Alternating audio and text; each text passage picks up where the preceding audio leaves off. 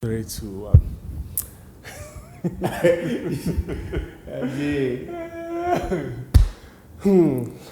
Oh, you intro the prayer now. Hope I'm not here. Hope I'm not coming. You enter the house. Who's crossing the boat here? Crossing the boat. Oh, no, I was oh, be fahana. It's okay. That's what the guy was doing here today. Because, like, see, you won't believe this. Like, you inspire me. Like, I don't know how to put it. You inspire me. I don't know how to interview, no fair. Oh, true. Like, you inspire me. See, you know Kojo Edem? Yeah. Okay, so you know he has a deep voice like yourself. Yeah. So Kojo Edem's voice is deeper than mine. No. Yours is deeper. Hey. Yours is deeper. But Kojo Edem's voice. Okay, let's do something right now, guys. Listen to these two voices. So I didn't show up last week. I traveled and I thought I could do a vlog, but see, it's not easy. My name is Osei Kwame. I'm a documentary filmmaker. I'm a voice. I'm not really sure usually which one to start with when I'm introducing myself. But that's not a fair comparison. If I don't know which of his your friend is saying voice notes you're going to put here, but I think Kojo has a deeper voice where mine is generally like a deep all through. He has deeper lower tones.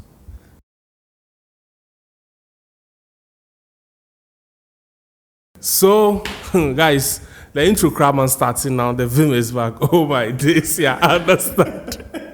But people, guys, today I have here Osei Kwame. If you don't know Osei Kwame, then I don't know why, like, you are in this space, like, Osei Kwame. God, Osei Kwame. You remember I saw you at Accra Mall, like that Footsbridge? Yeah. I was with Kojo Edem, yeah, I was Kojo Edem, yeah. You guys were doing a time lapse. Yeah, we spoke about you the previous day. And then you met me. That's why he was shy. He said, "Nee, come." Yeah. I was like, oh my God, me Osei Kwame. Okay, guys. So today we are here to learn a lot. And Charlie, this is not an interview. This Chit-chat. No, Maba lectures. What were they? Lectures. Okay. So this is your video. You said something there. I quit, and it's okay. That was my first video. Yes. That was my first video. You said something that thing hits me real hard. What was it? The first thing you said in the video, do you remember? What do you want to do before you die? What do you want to do before you die? Whenever you ask people this question, whether or not they are aware of the concept of the bucket list, it gets them thinking. It gets them thinking about all these crazy, beautiful adventures and interesting things that they want to experience at least once in their lifetime before they die. What do you want to do before you die? Guys, I felt it. Honestly, I felt it. Because I've had a lot of I'm always dreaming of things I want to do, or I have a lot of ideas or places I want to go with my life, or things I want to do before I can say that, okay, fine, I've crossed it off my checklist. And radio was one of them. Being an actor in terms of voice actor was also one of them. Being a filmmaker was one of them. And for me, in all of these things that I'm talking about, it was to afford me the opportunity to live freely, like on my own terms, to be able to earn while still doing the work you like. And people often say that when you find the work you love, you never work a day in your life. I don't necessarily agree fully to it, although in terms of psychologically, you are in a space where you enjoy. But sometimes it turns to work. Yes. It becomes work because radio became work at some point for me, and I lost the vim to go and do radio. And even in one of my previous videos just recently, I mentioned that I missed the playing music and talking aspect, but I didn't miss the expectations that come with it in terms of, because you're a radio presenter, you have to go to these places or become a celebrity of sorts. Me, I just like the craft. So it also informed my wanting to get into where I am now, even though I'm still in front of the camera, but I'm in front of the camera on my own terms. Yeah. So this guy actually quit radio, like radio, not just any radio, Citi, Citi FM. So okay, you quitting, like, were you married by then? No, I wasn't married by then. Okay. It was I just literally I quit in December. I got married in January. Okay. Yeah. So was she supportive? Aha! I knew you were coming there. So one thing that also made it easy for me to quit was that my fiance at the time was very supportive of the idea, because it got to a point where just waking up and going to work was a chore. Like, you know where they say you are gray. There's no bright area. There's no, you just get up and exist through the life. There's a routine. Wake up at 6, shower, go to work. You can see, if you wake me up right now to do a show, I can easily do it. That's how monotonous or like boring of sorts it became for me at some point. So I wasn't happy. I wouldn't say I was happy, and I felt like also for a creative, there was so much more I wanted to do. However, with where I was working, it's not so easy to do a lot of other things, because, for example, filmmaking is also full-time in its own. Anybody who says they're a part-time filmmaker is not a correct filmmaker. Every filmmaker I know, no matter what you do, whether you work in the film industry as even the sound guy, or as even a light person, or as even the camera person, you're a full-timer.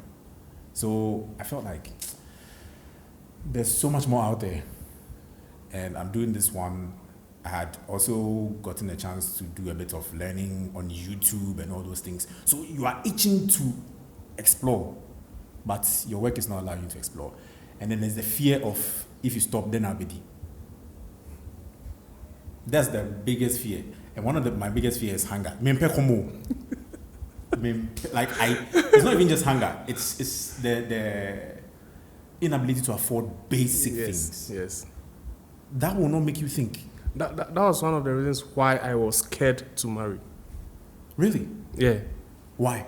Because I feel like if I'm hungry, I can go to a friend, Charlie, inside of good at the hung. But now I have a wife. I cannot go to my friend with my wife. You understand? So I'm always scared for, like, the person I'm going to marry, maybe one day. Okay. No, things can change. Yes, I know things can change. So that was my fear. But you know, that's the typical concept of, this thing I'm going to say, people are going to bash me, but I'm saying it. But that's the typical concept of marriage in an African sense. Because the man has to provide. Hey, it looks like all the things you're saying. I have a video for you too. I have a video called Don't Man Up. Oh, they'll go. They'll go. Yeah. My people, Charlie, the support is massive. They'll go. I have a video called Don't Man Up. I think that's the traditional sense of marriage, where for the guy, you take it upon yourself to be the sole provider, or you want to do everything by yourself. And I realized that for me, I saw that growing up with my dad. It's not fun. No, it's not. It really is not fun. Because if you are married and, like, you truly love the person you're with, your spouse, why is it so difficult for you to also empower the person? Because they say that, like, you're only as strong as your weakest link. So if there's, let me just use this analogy, there's a boulder that you have to be pushing on, like, across some hill or whatever it is, and you're the only one pushing. Obviously, if there's a slip up, all your anger is transferred to the people behind you, because you've not empowered them to help. You get what I'm saying? I get it. So why marry and say that because you are earning like some 5K, your wife shouldn't work again? What is better than 5K? 10K.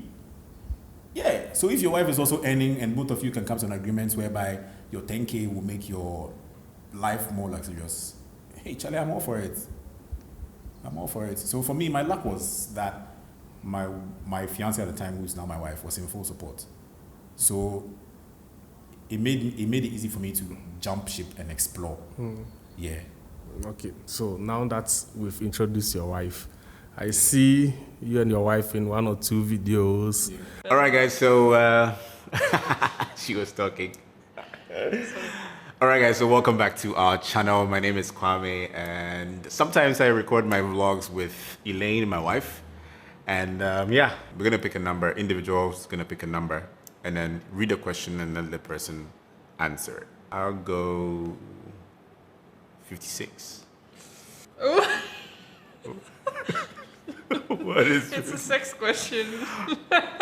But you can say, have you ever faked an orgasm? Not necessarily me, but in general.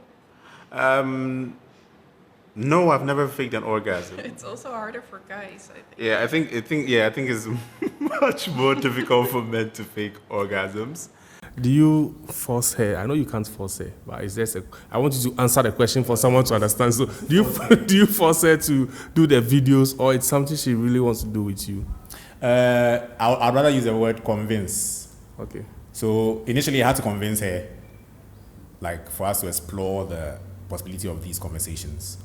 But then, because she supports what I do, sometimes she also comes up with certain ideas that even as, like, personally, not for both of us, like, oh, maybe you should try a video like this, or you should do a video like this, or you should even collaborate. And this is my first collaboration since I started YouTube. That's like actual collaboration that I recorded one with Joshua Cleopas, but we lost the files.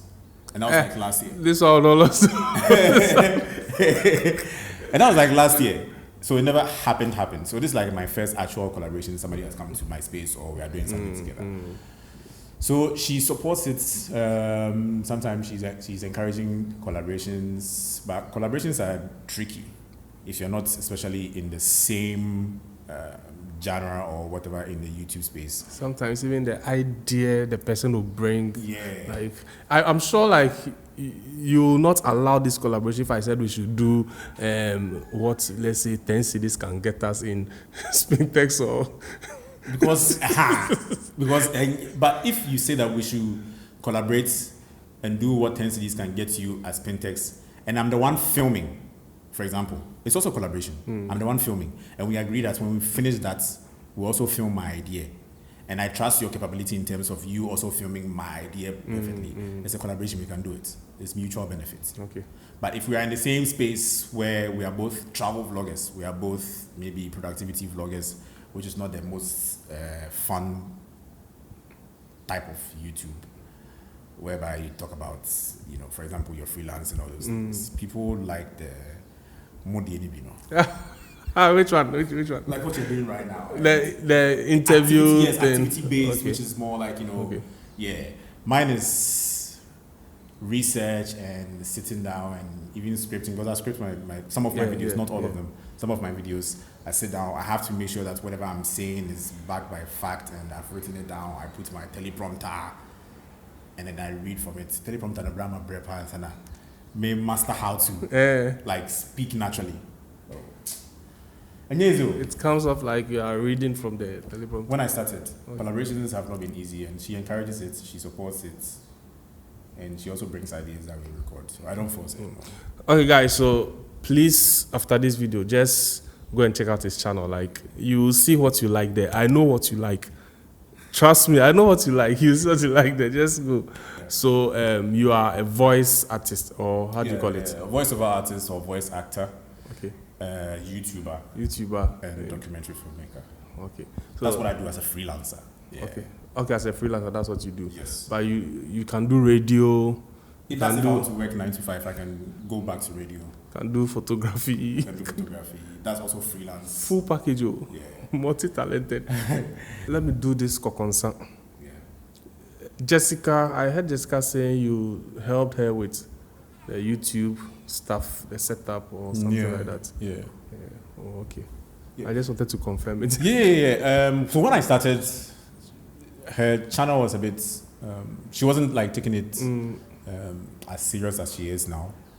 And we talked about it several times. So when I quit and I started a YouTube and it was growing, she asked me to help her out, or we arranged a meetup. I went to her place and then I showed her what I do and how I do it, where to position whatever it is. And even before I left Citi, we were even talking about YouTube in terms of revenue generation or like being a side income. And we had talked about that, but I'm not like into detail. So when I quit and I was doing the YouTube and it was like picking up, so I just helped her out with the setup and some few things, like I was doing the behind the scenes. Yeah. But now she's big. And I think people would just like force a collab with Jessica if they were in your space. Yeah. But you don't have a collab. Like why? I'm not really sure why there's no collab, because for me also, like I was saying, collabs have to be mutual. Like, if there's something, we actually have talked about collaborations, it's just that time hasn't happened, or like we haven't, and I'm not somebody who wants to milk the help or whatever, like, no. I know that feeling. Yeah. I know you are that type.